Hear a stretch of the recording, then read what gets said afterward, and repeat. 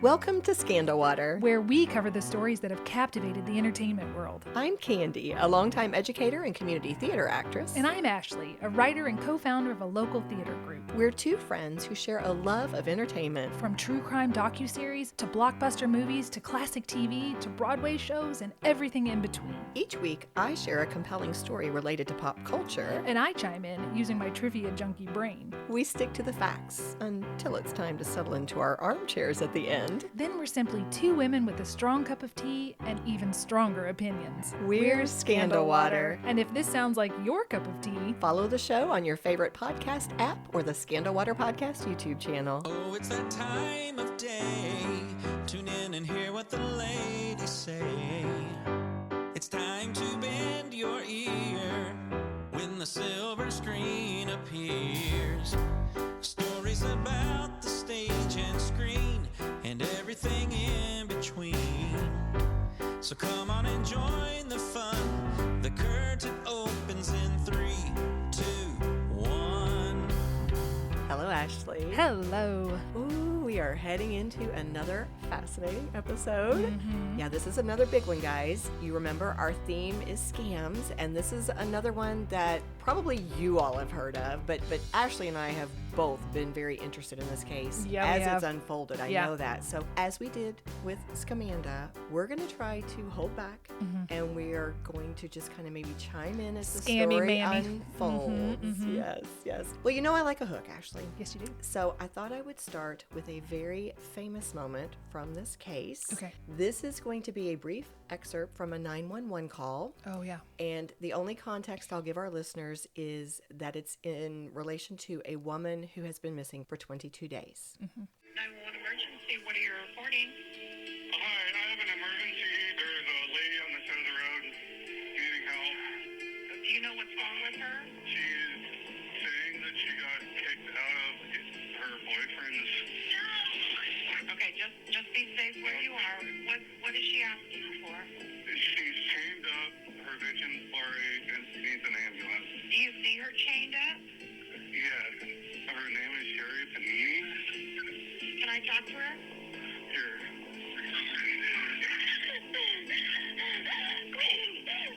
Sherri, I need you to listen to me. Listen to me. Do you know where you are?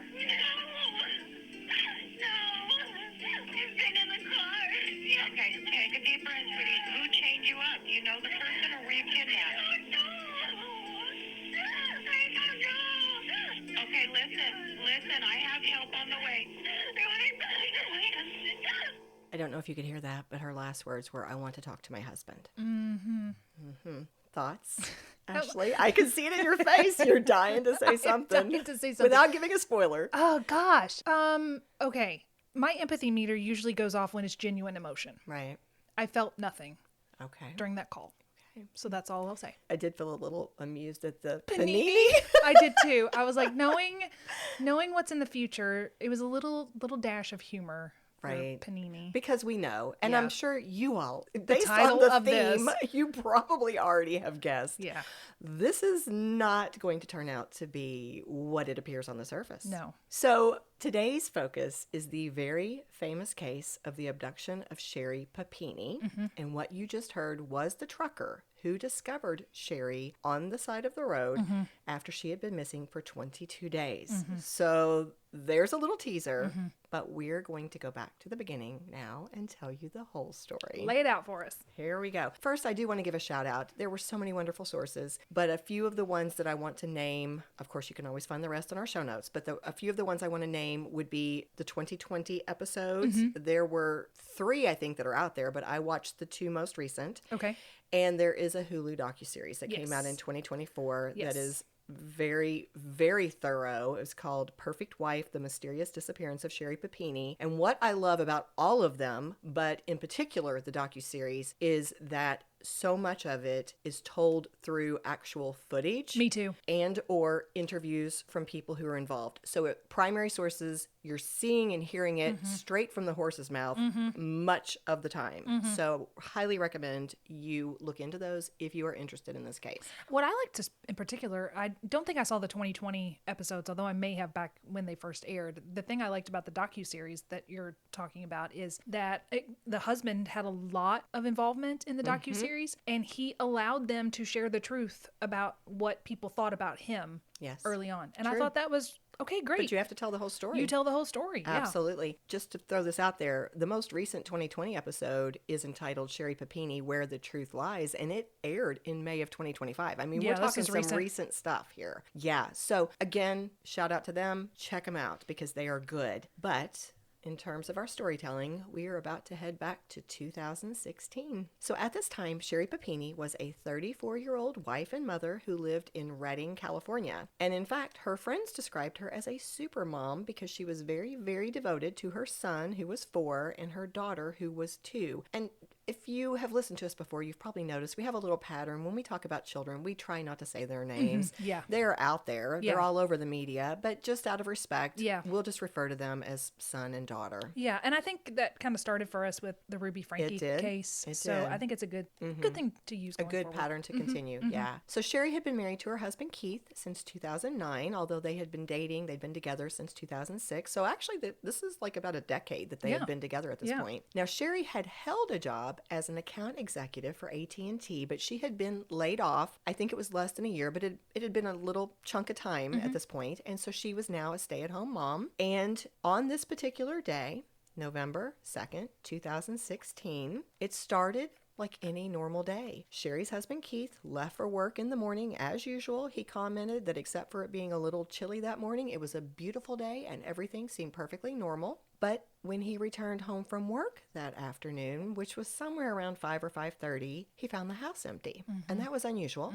So he said he checked the house, then he checked the yard, because he said his wife was very involved with the kids. Many times he might find that she had taken them outside to play or to go for a walk or to do some activity. But he didn't see them outside either. So he waited, thinking, okay, yeah, they're probably on a walk. They'll be back in a little bit. More time passed, and he started making some calls. One of the early calls he made was to the daycare that kept his children.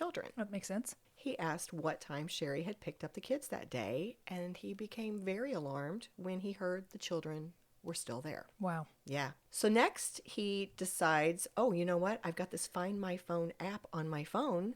I'm going to see if I can find Sherri through that app. It indicates that the phone, Sherri's phone, is located about a mile away. He starts following this, and it turns out that it's taking him to where it sounds as though their neighborhood kind of had this community spot where all the mailboxes were located. Yeah, I think so. Yeah, so there's this row of mailboxes, theirs being one of them, and he gets over to that mailbox area. She's not there. So he says, I was looking for Sherri. Now I'm looking for her phone. So he finds it. He got out of his car. He goes over, he finds this phone laying there off the side of the road, and he said as soon as he saw it, he immediately knew something was wrong. The phone is laying there, face up, her earbuds are kind of loosely coiled and laying on top of the phone, and then there are some strands of blonde hair beside those earbuds. It's not looking good. Yeah, he thought somebody has taken her. He said that was his immediate thought. Didn't he take a photo of it? Absolutely That's did. so smart. Yeah, he had enough sense that he took the picture of how he found it, right, before he picked it up to try to find out, something from that phone. And then he called 911 to alert the police. I'm going to play you a short excerpt from that as well. 911, what is your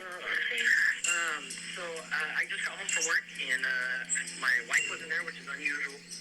She was reported missing at about 5:30 p.m. on November 2nd. Found her phone, and it's got hair ripped out of it, in the headphones. So I'm totally freaking out, thinking somebody What's your wife's name? Sherri, Sherri. My name is Sergeant Kyle Wallace with the Shasta County Sheriff's Office. I was the lead investigator for the Sherri Papini investigation. Okay, what's your last name? Yeah, Papini, Papini. And your first name? Keith. Again, This came from one of those sources that I've already mentioned. I always want to give credit. That particular investigator, Kyle Wallace, appears throughout this entire investigation, and he's going to come up several times. So Yeah, that's one of the things that strikes me about these crimes that become infamous is this guy just was going to work.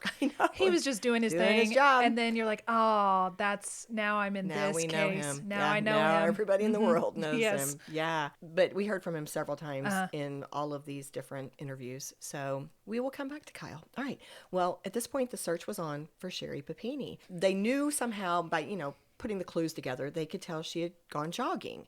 Her purse, her wallet, her keys are still in the house. They find the phone, the earbuds. It's clear she had gone jogging, and they very strongly suspect something has happened to her. She's possibly been taken, although they have to investigate every possibility. Sure. Could she have walked away? Could Yeah. she have left of her own free will? They have to investigate everything. Again, to talk just a little bit more about those clues. One fella, this is a different investigator, pointed out that the phone and the earbuds appeared to have been placed that way rather than having been tossed down or maybe out a car window. I think the headphones being coiled like that would... Right, and the way that they're all stacked. That wouldn't have happened if somebody just tossed it down. Of course, it was a big clue. Sherri was very good at picking up the kids from daycare. This is highly unusual. That's suspicious. As the days passed, they're watching bank records. There's no ATM activity. There's no credit card activity. This is not looking good. Yeah. And this case, from the very beginning, is very sensational. It is receiving a lot of media coverage, not just locally, but nationally. And just to take a quick little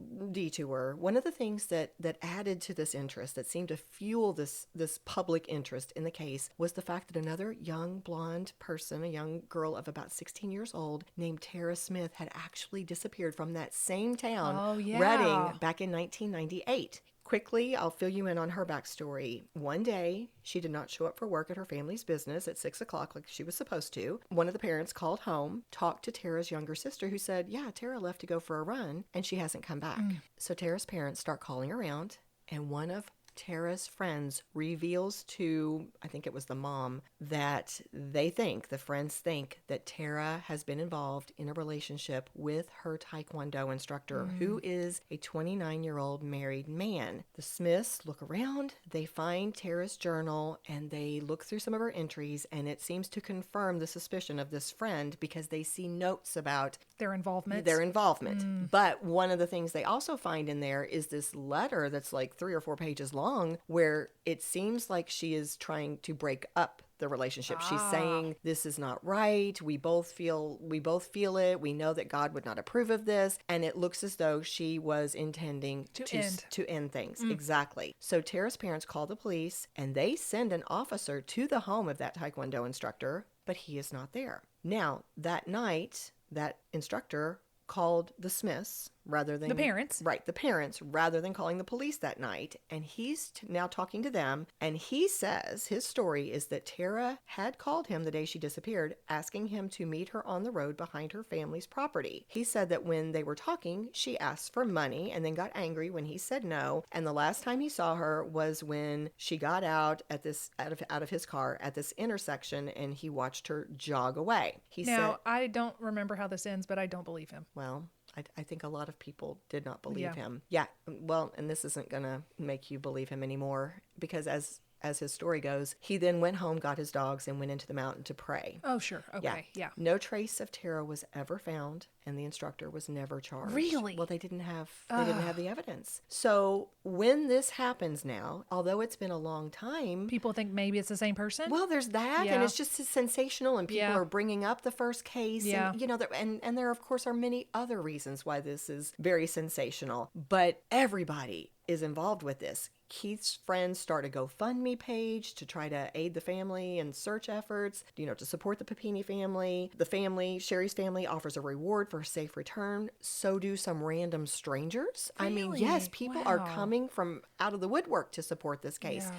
Volunteers come out to search the surrounding area, where her phone is found. And the searches go on for days. In fact, I believe it was 9 days later before they finally called off the ground search. Wow. So it is just wild how many people are involved in this. There's so much support. But after the ground search is called off, now the investigators are focusing on surveillance videos and trying to find other strategies to find leads. Meanwhile, Keith is in front of the media a lot. He said that he was really trying to keep Sherri's face and story at the forefront of everyone's mind. He wanted everybody looking for her. But some people were commenting on how, this is my word, not theirs, but how fakey it seems sometimes, that he could be very dramatic and he could be crying one minute and then he would be joking around and kind of chatty the next. So there was some criticism. Suspicion. Yes, exactly. And a detective shared that the police were taking careful note of everything Keith did and said. Absolutely. Absolutely, because of course he was a prime suspect at this time. And they had some reason to be looking at him. When talking to the neighbors, the police found some who reported, not more than one, there were several who said they could hear, because they were kind of close together, they could hear the couple fighting a lot, loud voices, angry voices. One woman said she actually heard Keith say at one point that he would kill Sherri if she ever did whatever X, it Y, was or Z. again. Yeah, exactly. They were talking to Sherri's friends. One was her bestie, Jennifer. Another close friend was Lauren. These are two women who spoke a lot. You heard their voices a lot in these different videos and interviews. But they both agreed Keith could be controlling.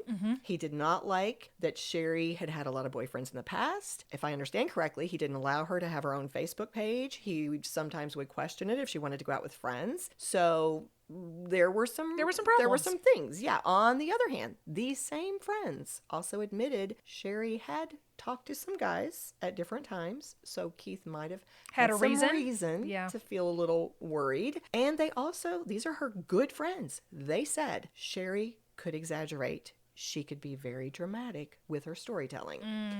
These are not the friends that are going to go on Dateline and say, she lit up a room.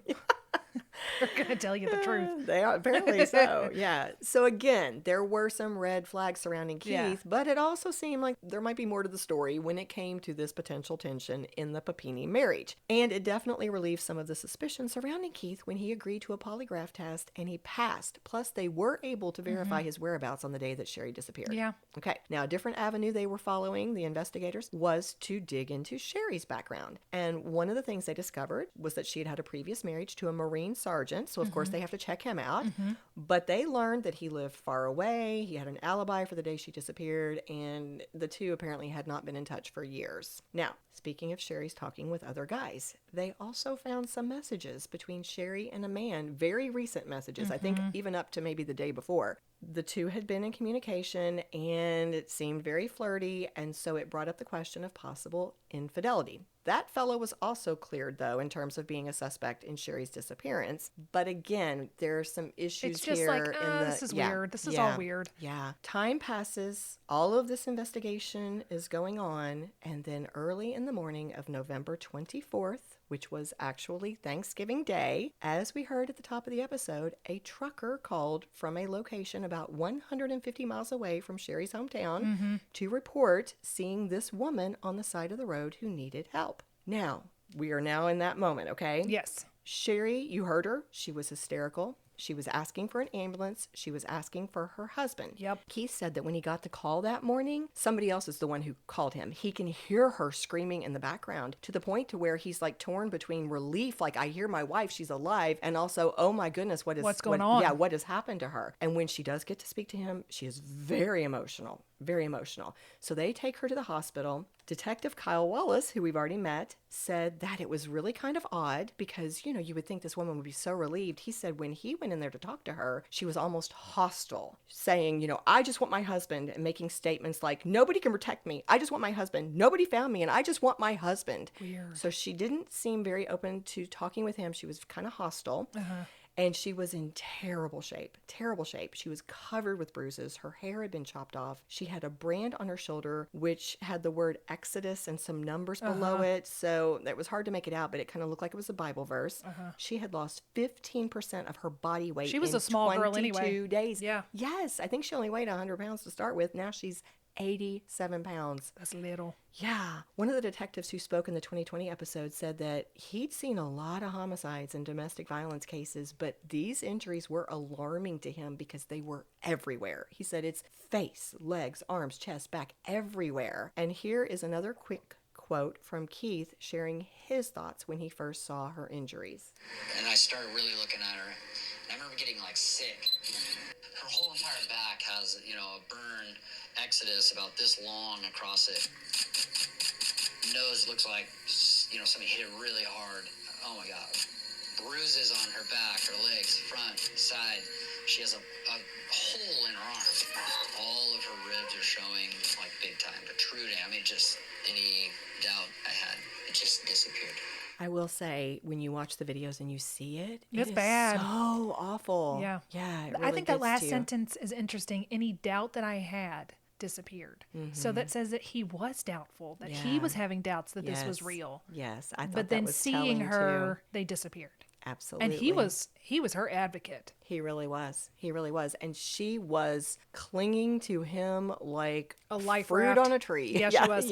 Yes. In fact, we've already said it, but Sherri continued to be very resistant with the police. When they tried to interview her, they're trying to find the people who did this to her. And she is resistant. She is saying that she is afraid of them. She's making it very clear, I don't want to talk to you. I am afraid of you. The police, right? The police, exactly. And insisting that Keith be with her at every moment.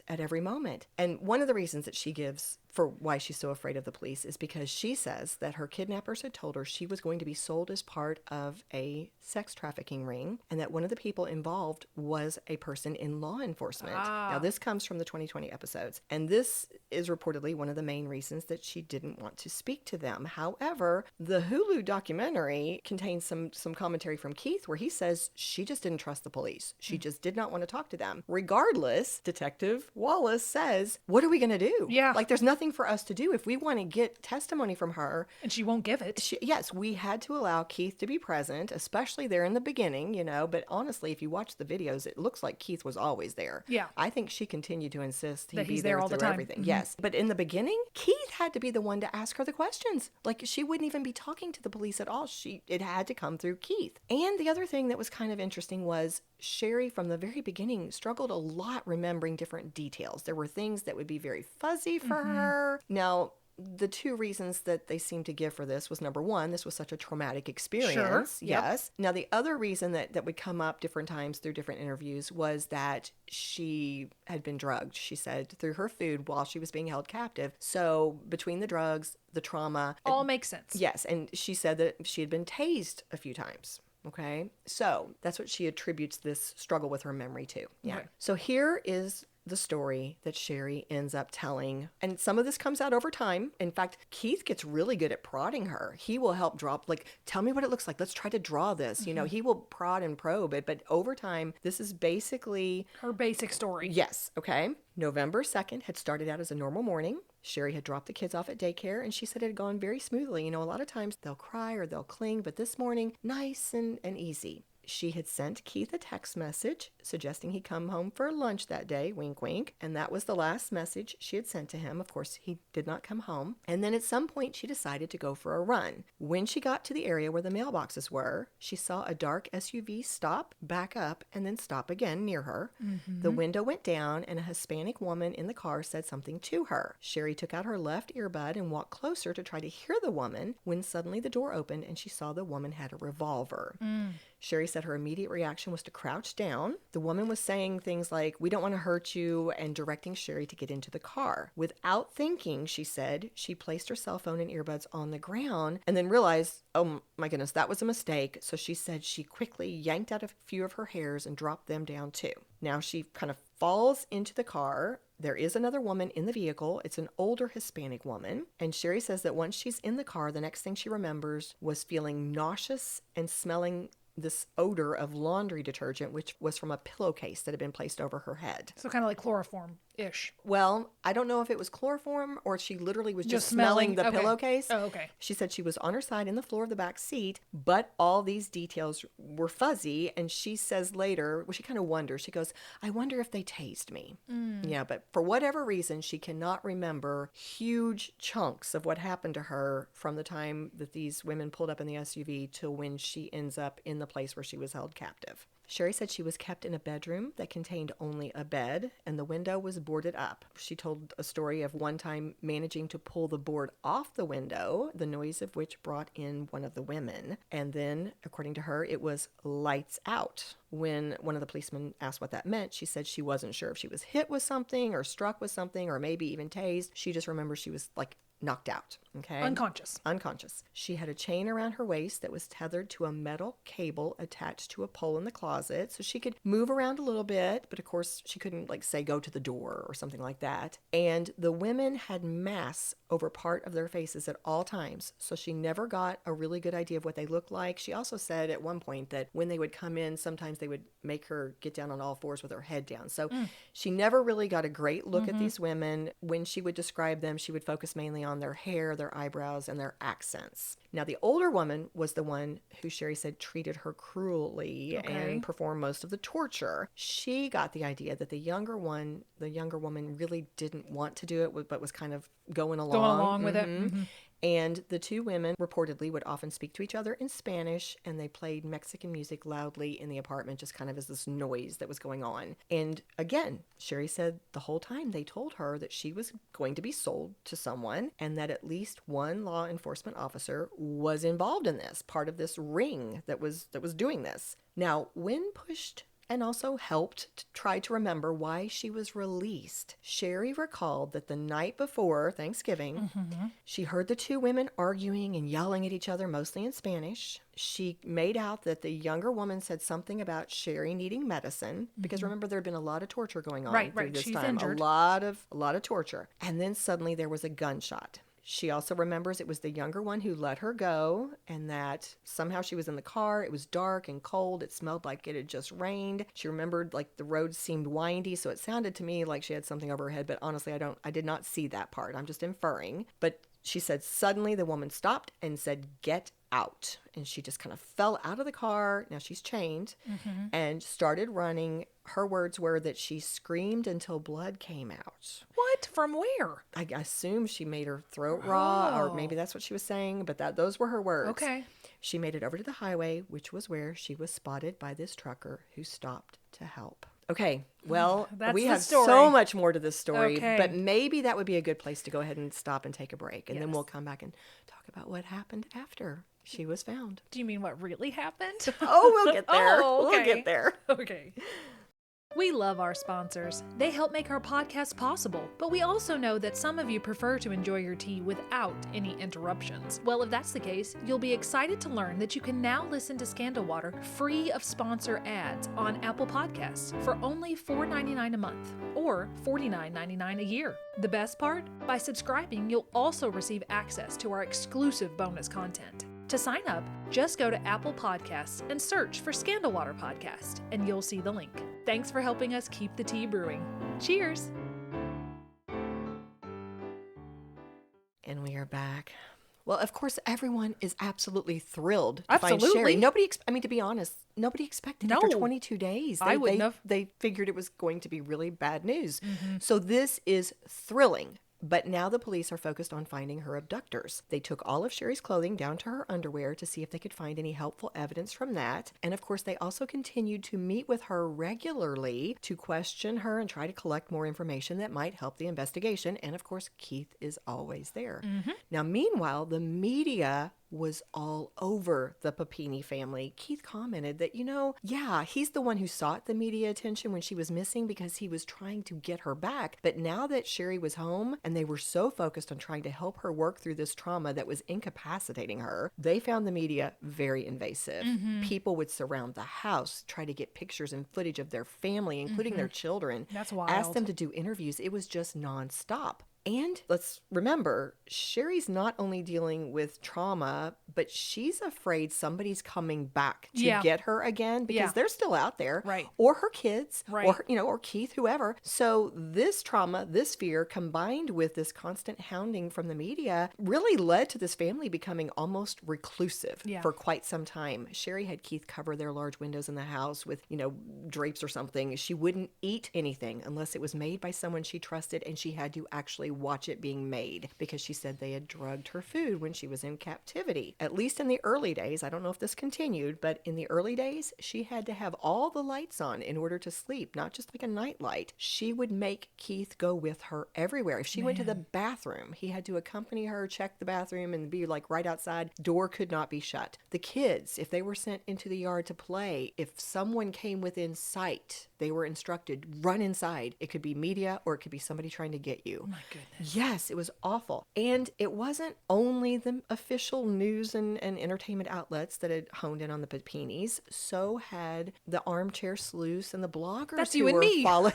We're but we're we the don't do armchair. some of this. We don't do some of this. We're the armchair psychologists. We're not the armchair sleuths. Yeah, but some of these people were kind of coming after them a little bit. Yeah, but they were also bringing up some really real good points. Questions. Yes, they were. In fact, some of them started saying, you know what? Some of Sherri's story just doesn't make sense. It ain't adding up there, folks. Yeah, and other people were noticing it too, including the police, let's face it. One journalist commented on a 2020 episode that even Sherri's torture didn't make sense. I mean, if you were going to sell this beautiful young woman to a trafficking ring, why would you beat her up? Why would you starve her, cut off her beautiful long hair, and yes, beat her up and destroy her body by putting scars and brands and things all over her? Yeah. So rumors are starting to swirl, even as the police are continuing this investigation and looking into Sherri's background and trying to fact check the information she has provided. Not long after she was released, Sherri started going to therapy, of course, insisting that Keith go with her. And one of the suggestions made by the therapist was that Sherri write all about her experiences. So she ends up writing this long account. Some of the sources called it a book, but it was called 22 Days. And in this 22 days document, she detailed everything that happened to her during her abduction, including details about her captors. And Keith is helping jog her memory and asking her questions all the time, even in addition to the police. So, for example, Keith worked with Sherri to try to sketch the place where Sherri was held. There was the time she had been talking about this one coffee table. It sounded distinctive. It sounded different. So Keith literally Googled until he found a coffee table that seemed to match, and he would be like, does it look like this? How about this? How about this? How about this? Until finally she's like, yeah, that's it. So anytime that he would find little tips or what he felt like could be potential leads, which was fairly often, he would send that to the FBI agents. Because I should say, we've got the sheriff's office working on this. We've got the FBI on this. This is a big case. But meanwhile, months go by. In fact, it was almost a year before a sketch was finally released based on Sherri's description of her kidnappers. And you'll see it on social media for our promos. We'll put out this sketch, but you've probably seen it. It shows these two Hispanic women with their faces covered bandanas. from the below their eyes on down. So they're not even great sketches. It took a year to get them out, which somebody commented, like, why did it take a year? Why is it so long? Yeah, because she's not participating. Well, and that was part of it. But still, this had such a negative impact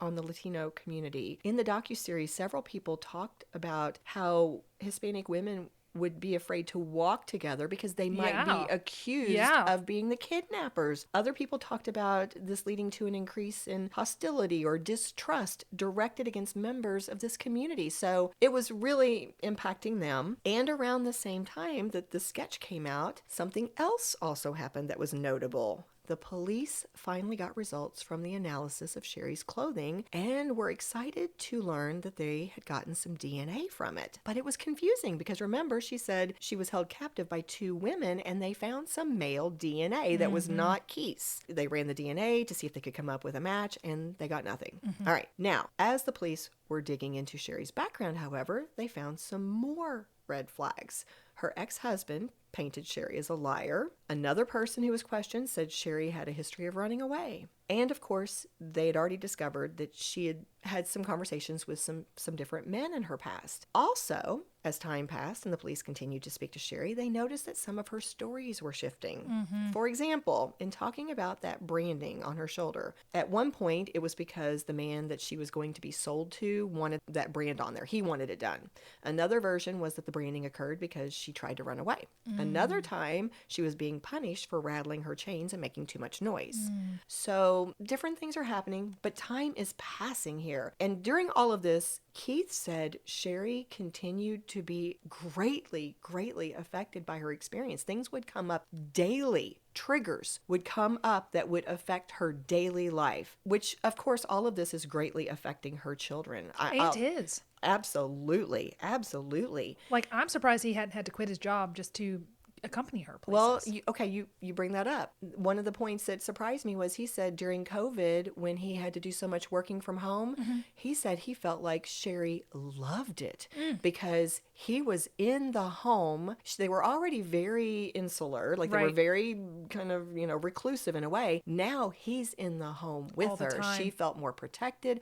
All of her family is there. Yeah, this really did affect his life too. And he was constantly in the mode of trying to help her. So, for example, it would be something as simple as seeing a woman with long, dark, curly hair, or just seeing a Hispanic person in general, and all of a sudden she would elevate. I think it was actually somebody in Keith's family, a grandma or somebody, who said that they could no longer cook black beans because she had associations with that from her captivity. That's how she said she'd been drugged. So, I mean, there were so many triggers, and of course, they're just walking on eggshells around her. Yeah. But at the same time, she did very slowly and gradually improve until a break finally came in 2020, which, by the way, this is almost 4 years after the abduction. A long time. Yeah.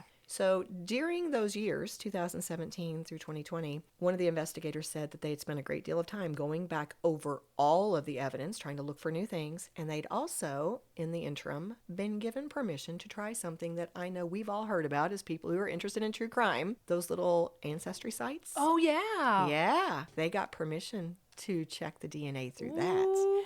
And this time, they found a match. It was familial DNA, so they had to Trace it back. It led them to an ex-boyfriend named James Reyes, who lived about 600 miles away in Costa Mesa. Now, the investigators, one of them being our detective Wallace, went to speak to James, and he admits that he and Sherri had dated in the past, but, they haven't spoken in years. Now, this is kind of interesting, but if you watch it play out, I think it was a bird. I think James's bird had gotten out or something, and he's like really concerned about finding his bird. Yes. So one of the officers stays with him, like, let me help you with this, and he's kind of chit-chatting with James, and the other one's like, you mind if I walk through your apartment?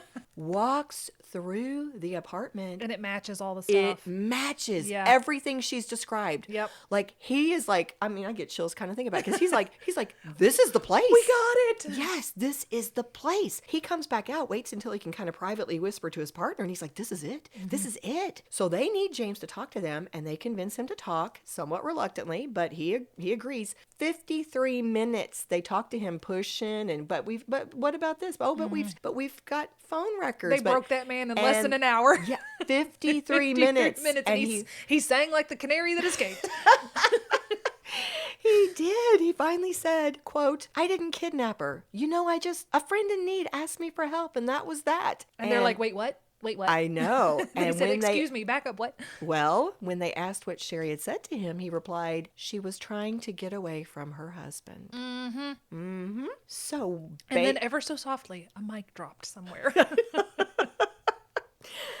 So based on what James told them, these investigators discovered that Sherri and James had started interacting with each other in 2015 using burner phones. Remember, she and this isn't even the guy that she was talking to, right? No, right? That other fellow was some fella she'd met through work. I think he lived in Michigan, if I recall correctly. So she's juggling 3 with Keith. Well, yeah. But in these conversations, Sherri would, this is of course coming from James now, sure, but Sherri would talk about different incidents where she said Keith was was abusing her, and it sounded really bad. So as they questioned James, he shared he didn't even know what Sherri's final plan was. He just knew she was asking him to go along, do these things, and he went along. He went along. Now we're into James's story, okay? Okay, yes. According to him, Sherri instructed James to get a rental car on November 2nd, leave his cell phone at the house, and drive, it was approximately 9 hours to Reading to pick her up and bring her back to his house. It was just the two of them in the car. I think she was in the back seat. No females involved. Once they were at his place, James let her have his bedroom. He used the couch while she was living there. She asked him to put up plywood over the bedroom window. He went to work. He was still working. So she was alone a great deal of the time, obviously free to roam, do whatever she wanted, but she stayed in the house. And he said she spent a lot of that time reading like her social media on her phone or whatever, or watching the media coverage on TV of her own disappearance. And here's a brief clip where you're going to hear James explain how Sherri got some of her injuries. Significant bruising. I didn't punch her or anything. I didn't even put hands on her or anything. She just was just like, bank a puck off my leg. So I shot a puck off her leg. Very bruised. Yeah. Another time, Sherri ran from across the house and hit her nose directly on the hockey stick that he held out, ultimately fracturing her nose. Beat yourself. She hurt herself for some stuff here. I was gone all day, 8-10 hours. So you go to work, she comes in, tit for tat every day. She's eating what she wants. How does she, what food? She wouldn't start being like, hey, you don't get to eat. She would just minimize what she was eating. She chose to eat. Like she'd make food, be like me and you eating every day, but just having half a banana. When did she get the rash? I went to Walmart, bought all kinds of cleaning stuff, and she did scrub the floor. She tried to take stains out, and then she's like, I got a rash. It's for the burning. It has some type of meaning of something, and I can't remember. If I knew what it was, I'd tell you. Where's the tool? We bought it. It was like a wood burning tool. I can't say it did a good job, you know what I mean? That's scary. Have you ever done that to someone? I truly don't believe there was anything malicious in James's heart. I truly think he was there to help a friend. I don't know of any friend that would burn me if I asked them to. It's a unique relationship because I don't think the average American... I'm sorry. I had to laugh during that clip because the guy was like, I don't have any friends that would burn me with a wood burning kit.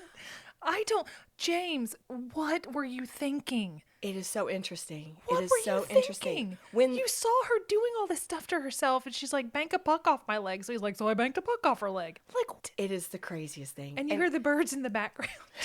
we have the theme of the birds now. And Katie, his family knew she was there. I didn't remember that They part. did. They were like, oh yeah, Sherri's over. I don't understand. It is crazy. It's like don't- unbelievable. I cannot fathom how dedicated she was to this. Absolutely. I can't fathom it. Absolutely. And I will say this. First of all, you heard the detective say at the end that he 100% Yeah. believed James. When they first started talking about him, when they showed up at the apartment and they were telling how they saw him for the first time, he goes, I don't know any other way to say it. He just was he was like your stereotype of a burnout. Like, I mean, he was just sounds like a nice guy. kind of a little clueless. Yeah. Yeah. And very accommodating. Yes. Absolutely insane. It's hard to even fathom. It's but two different people is what it is. Because she's telling James, Keith is this and that. And I'm trying to Yes. get away from him. And then she's telling Keith, look at what she's done to her family all these years. Like, you have to be with me, be with me. Like, what changed your mind, Sherri? But just to clarify, Sorry, go in ahead. case you couldn't hear that, he basically said he helped her and he would do things that she asked him to do, such as at her insistence, he did, what do you call it, bank the hockey puck Yeah. off her leg. Yep. And he was the one who did the branding. But he wouldn't punch her. He didn't want to. He held the stick and yeah, she ran into it. and she cut off her own hair. A lot of that stuff she did to herself. The not eating, that was all her, according to him. And then he said one day, it was just kind of out of the blue. She said she missed her kids too much. It was time to go back. So He drove 9 hours. She said, leave your cell phone at home and drive 9 hours. Yeah. And he did it. What if he'd had car trouble? well, I mean, she probably would have had instructions for that too. But first she asked James to purchase chains and other binding material at Ace Hardware, and she chained herself up while she was in the back of his car heading over to to where they were going to drop her off. Oh, where they were going to drop her off. Okay. Yeah. Well, after hearing all this from James, now, I mean, they know, right? So they come up with a plan to confront Sherri. Oh, I've seen this footage. Yes, it is. Oh my gosh, it is compelling to watch this. Their goal, obviously, is they want a confession. They need her to admit it was all a hoax. So in August of 2020, they asked Sherri and Keith to come in. Now, just a side note, since we've brought up 2020 again, because it was the time of COVID, everyone was wearing masks, and he comments that made them look the way Sherri described her abductors as looking. So he said this was kind of a challenging time because when they would go out somewhere, he would have to support Sherri because remember, Keith is saying this? Yes, okay, yes. Remember, everything is triggering her. Yes. So this is 4 years later, and Keith is still living in the mode of, how do I make life easier for Sherri? Look at how upset she is over seeing masks now. This is a new trigger that I'm having to deal with all the time. It was always something. It's been 4 years, right? But he said that despite all that, because it was COVID, because he'd been home so much, he's actually in a happier place. Like, because Sherri is happier. Like, they're getting better. Yes, it feels like they're getting better. So he said when they received that phone call that day asking them to come in, he's feeling good about life. And he's also thinking this is a positive break. They're going to tell us something good. Yeah. Now, in that interview, you hear the officer, by the way, we have one FBI agent and then the detective we've talked about so much, right? You hear the FBI agent thank them for coming in, reminds them their presence is voluntary, and that it is a crime to lie to a federal officer. Just FYI, Sherri. Yes. And then they were so good. They were masterful. Cat and mouse. Yes. They start saying, we traced the DNA to this house. They don't even mention people. They start with the location. They start showing pictures of James's apartment. Look at how you described this, and look at how it was. Keith is going, oh my gosh, this is it. This is it. He's so excited, and she's going, well, it looks similar, but it's not quite right. And you can just watch her try to like shrink into herself. Yes, and how am I gonna spin this? What am I gonna say? So she's being a little non-committal. Keith is excited beyond belief. And they finally tell the couple they know this is the place. Not just because of certain details, but they actually have confirmation from someone who saw her there, who has information. And they tell her that the DNA came back to a certain person, not a female. And it also led them to the car that picked her up. And basically, they're saying, we've got evidence and we know. And they even say, the reason why some of this is ringing true is because you did tell us some truths mixed in with a whole lot of falsehoods. And that's why some of this does look right, but some of it is very wrong. I like the part where they say to her, before we continue, would you like Keith to stay? Yep, that's the next part. Yeah. And she's like... but she's so smart because she couldn't turn to him and say, why don't you go? Yeah. So even in that moment, she was like, what do you think? What do you want to do? And he's like, I'm staying. Yeah. What do you mean I'm staying? I've been with you through this whole thing. But the officers say, you know what? We're going to step out for a second. We'll let you all talk. Because they wanted to hear, and they're recording everything. It's also recorded what they said to each other. You can tell Keith knows something's wrong because when you listen, they are whispering urgently, and he's going, hey, it's time to tell the truth. If there's something you need to tell the truth. Yeah, because he knows knows if her. Something's off. You need to be telling the truth. She has now decided that her approach is going to be, she's going to pretend that she thinks they're going after, that they have found the young Hispanic woman. Yeah. Well, she's not telling Keith this. Well, no, she is. Like, as they're whispering, she's like, well, I don't want them to find her. Oh, yeah, she was the nice one. She's the one who let me go. Yes. Because what else is she going to say? Yes. What else? mean, she's not telling Keith, she's not telling Keith the truth. Right. Yeah. Yes, absolutely. She's pretending that now her concern is that they're going to capture this young Hispanic woman who was the one who let her go. They come back in and they start laying it all out. Everything James shared, the evidence they have to support the story. They start naming, this is what you did to herself. And she is just like, no, it can't be James. Right? Yes. It can't be James. But it's so interesting to analyze it, which I know we don't want to do this right now. We'll come back later. But you can see her whole focus is always, how can I keep myself out of it? How can I keep myself and my involvement out of it? So it was always, I'm going to talk about the young Hispanic woman, or I'm going to say, I can't believe James would do that, because she's got to always ignore the part that deals with herself. They pull out the proof of phone contact. She just cries. She's denying. She's insisting still, I don't want my captor to get in trouble. And at some point, Keith just gets up and walks out. I know. You can just see him. He pushes away from the table. And I don't know this man, obviously. He's got his flaws too, but I cannot imagine being in the situation that he was in, where you have supported this person, put your own reputation on the line, defended her, watched your kids go through that suffer, trauma. your whole family, you've adjusted everything in your life, and then they're like, she lied. And it's because she wanted to be with her ex-boyfriend. Yeah. Whew. And that's, I think, when he just walks out, he's just done. Yeah. And it's because, obviously, at that moment, he knew she was lying. Yeah. And I wanted to follow that rabbit trail for just a minute, because this is kind of fascinating. We said this before with our Scamanda episode. We could spend so much time on this. I wish we could give this the time it deserves, because there's so much here. But I found it fascinating in those docuseries and those episodes when they would talk about Sherri's history with lying. So just to touch on this briefly, her closest friends and family gave interview commentary about her history with this. It went back to her childhood. I'm going to share with you just one example, which I felt was a really strong, good example of the type of thing that she might do and did do when she was younger. She seemed to do odd things in the past. She would lie, she would manipulate. There's a story of Sherri's back.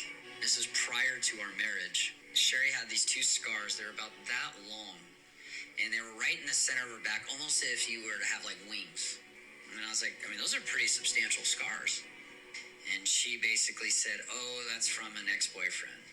His name was James, and he used to, hurt me. And I was like, oh my gosh. She stated that he took 2 knives and stabbed her in the back. But what Sherri forgot is that at an earlier time, she told Jennifer a different story. Sherri had said that her father, Richard, had held her down and had cut her with an X-Acto knife on her back. Come to find out, she had done it herself and had admitted that to me when we lived together. First of all, how? How would you do something like that to yourself? Unless it was like, I can't even reach my back to do that. I have no idea. But it's interesting, right? Two different stories. Well, yeah. Yeah. And both of them painting her to be a victim of extreme abuse. I mean, yes, exactly. There was ex-boyfriend that they interviewed, and I don't even remember what it was, but he said as soon as he heard that she was missing, he said, there's no way. She's fine. I promise you she's fine. And he said she would make up stuff then when they were dating. He was a surfer, so she said she was a surfer. But there was always a reason that she couldn't go surfing. Oh, I forgot my board, or I did this or that. And he's like, she just made up stuff. Absolutely. Constantly. I'll give one more example just to flesh this out just a little bit more. Sherri's home life was pretty traumatic when she was growing up. It was for her and her sister both, to the point that Sherri dropped out of school and ran away at 16. So that may be a factor in this next example. But Sherri's parents did not speak in the docuseries. But at some point they brought out that there is a record of them filing police reports about Sherri. In 2017, the Sacramento Bee reported on a phone call to 911 that happened back in December of 2003, where Sherri's mother, Loretta, had told the police that her daughter was, quote, harming herself and blaming it on me. Loretta allegedly called 911 for advice because her daughter was planning on moving back in with her. So the point was, this is in 2003. Her mom reported she's hurting herself, saying I did it. So there's like a pattern. There's a pattern of this behavior.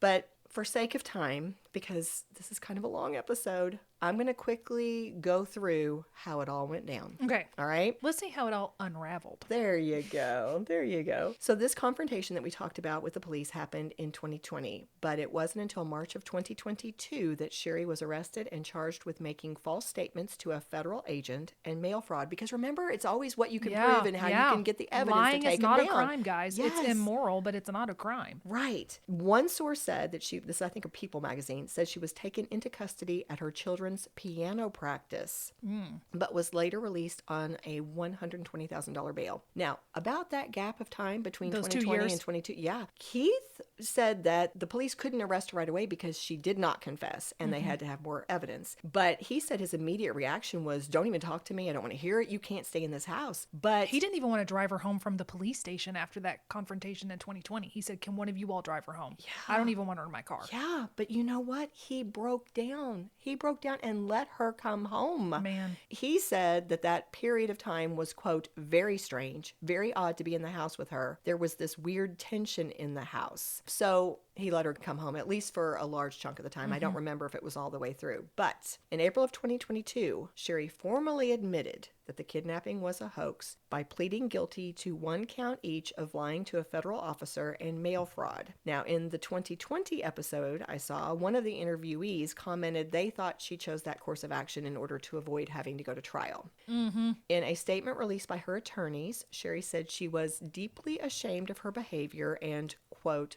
sorry for the pain I've caused my family, my friends, all the good people who needlessly suffered. I will work the rest of my life to make amends for what I have done. 2 days later, Keith filed for divorce.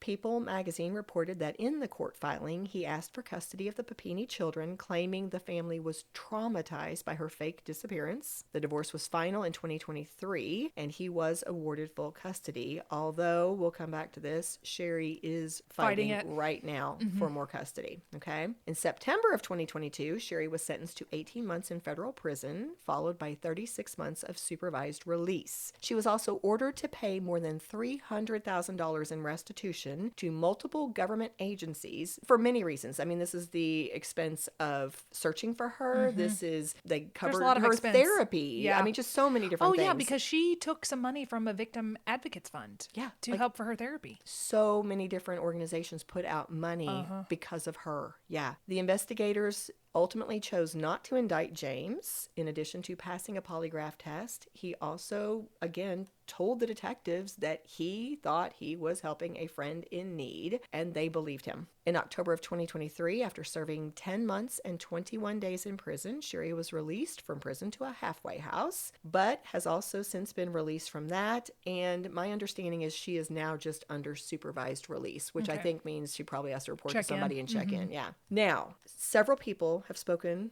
on these various interviews about how all of this has impacted them. So just to give you a couple of quick examples, according to Keith, Sherri has never apologized to Keith or the kids. He's never seen a bit of remorse from her. He says the kids are thriving now, but it has been very challenging helping them deal with the trauma caused by their mother. He said it was unbelievable how for him that hoax lasted for years because he said she never let up for even a second. That is wild. Yeah, he said she was so committed to it, not a second. He said even like 4 or 5 years in, he remembers one day they're just like doing some household chore together or something. And he might have made a comment like, well, you don't look happy about that or something. And she turns to him, you don't understand. I have to live every day with the fact that you never found me. Oh my goodness. That's the kind of thing that would come at him. So he says that he's had to recover from gaslighting. Yeah. He called it gaslighting. And he also has to live with the humiliation of being associated with this whole because he thing. defended her. Yeah. I mean, to say you never found me, that man was on TV all the time trying to spearhead somebody finding her. Yeah. And she was not going to be found because she wasn't even in the area. Absolutely. And then, of course, we've already said the kids were affected. I mean, they showed a little bit of this in the docuseries. You saw one time when her little boy started crying because it was like a silly little moment when she was taste testing some like hot sauce. And she like, her eyes watered because it was so hot. But she's really laughing. Her son thought she was crying and upset and just got so upset himself. It was just like turning a switch. Yeah. You can imagine how these kids suffered. And then, as we've already said, the Latino community was affected by her accusations, and the Smith family was appalled. These are the parents of the 16-year-old girl that disappeared years before. They had supported the Papinis. They invited the Papinis to their home for dinner after Sherri was found. They were appalled that she could have done this. But moving on, right now, in fact, literally right now, we are recording this on August 13th. Sherri is in court right now in a custody battle with Keith. It's a little difficult. Some sources said she's trying to get shared custody, but I saw a couple of sources that said what she's really trying to do is unsupervised custody kind of thing? Well, she's right now, my understanding is she's only allowed supervised visitation once a month with her children. But these sources say she is seeking reunification with one of her children and increased visitation rights with the other. So I think from what I saw in the interview she's given recently, her son won't speak to her, but her daughter is speaking to her. So maybe she's wanting to be reunited that makes with sense. the daughter and then trying to, or I don't know. I don't know which way it would go. But the son's not talking to her, but the daughter is. Okay, that makes sense. Yeah. And have you heard this? In a People article published in June, as well as many other sources, they're all out there, they've shared that Sherri is now claiming she actually was kidnapped and tortured, but it was by James. Yep. This is the subject of a 2025 documentary called Sherri Papini, Caught in the Lie. The summary... What a name. I know. Her take on version. it is that she's caught in the lie she was forced to tell. Yeah. Because here's the summary. Sherri Papini now claims her 2016 kidnapping was real, done by ex-boyfriend James Reyes. She previously admitted faking it to hide an affair. She served nearly a year of an 18-month sentence for the false confession. It's also the subject of her new memoir, which is entitled Sherri Papini Doesn't Exist. It sounds like this is one of those situations where she told the story and then her co-author is the one who actually wrote it. But in an interview with ABC News, Sherri said she lied to the authorities about who kidnapped her because she was in an emotionally abusive relationship with Keith. Quote, prison was far safer than the consequences I would suffer if my ex-husband found out I was having an emotional affair. I'd prefer prison over telling Keith Papini that I was having an emotional affair. And then later, I'm not actually asking anyone to believe anything. I just am free now, and I have the capacity to speak for myself without being afraid and without having to lie and not being as fearful as I have been before. And then they asked her, well, what would you say to James, this ex-boyfriend that you're now saying tortured you, kidnapped you? She said, it's time to tell the truth. I've done it. I've suffered for it. You watched me burn for it, go to prison and lose custody of my children, and it's time to come forward and tell the truth to everyone. He knows what happened. Armchair psychologist. And that brings us to Say, our armchair. can we get in the armchair anytime soon? Right now. Can we hop in this? Can we hop in this armchair? What? I know. What? I saw the interview that she did with Annie Elise. I saw the beginning of that, yes. And I can't find the comment, but I saw somebody that commented that Annie actually published it unedited so that if ever it needed to be used in any kind of anything, they would have access to everything that had happened during this interview. And she kind of shared those same sentiments that James had been the one to do it. It doesn't make sense. Why did you want Keith? Let's say that this is the truth. Why would you want Keith with you all the time when you got back? That doesn't compute. You don't want that person around. You just don't. It's the delusion pool is very deep. I don't even know where to begin. Well, okay. If you just step back and you look at the evidence, first of all, they have so much evidence that she was there. Yeah. They have evidence of what happened to her. Of course, we know James was present. Yeah. But at the same time, it feels like there's evidence that she had freedom. So James went to work. Yep. Well, then how did she not have the opportunity to leave? It's unbelievable to me. It is unbelievable. In the original Pirates of the Caribbean, Johnny Depp is talking to Joffrey Rush, Captain Barbossa, and they're trying to decide whose word they're going to rely on. And he's like, of the two of us, I haven't committed mutiny. So it's my word we'll be relying on. That's what I think of with this. Like, of all the people in this story, there's only one that has continually changed their story. The two fellas, they've told the truth. When James is like, this is what happened. I assume he's never changed his story. Keith, this is what happened. It's been the same story. There's only one person that's just shifted the goalpost every time, and that's her. And I think that it's also so compelling that we got to watch her lie and manipulate.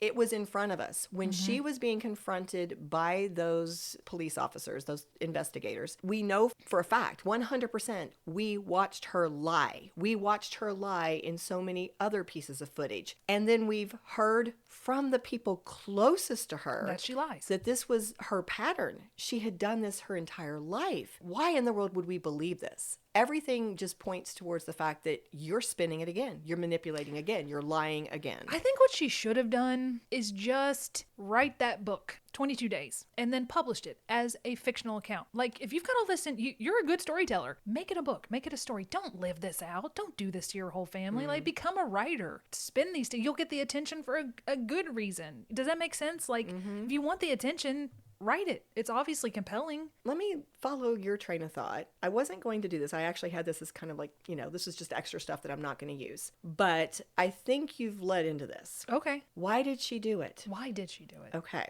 One theory, this comes from that same detective we've mentioned several times. He suspects that it's because she wanted to regain control of her relationship with Keith.